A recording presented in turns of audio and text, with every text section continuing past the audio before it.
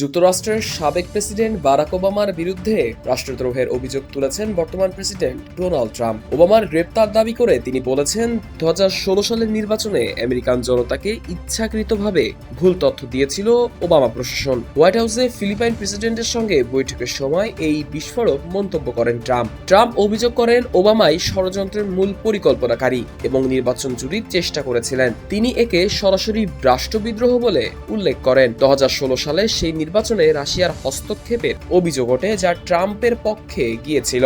Obama তখন রাশিয়ার কূটনীতিকদের বহিষ্কার সহ বেশ কিছু নিষেধাজ্ঞা দিয়েছিলেন। তবে ট্রাম্পের দাবি, এসব গোয়েন্দা তদন্ত ছিল রাজনৈতিক উদ্দেশ্য প্রণোদিত।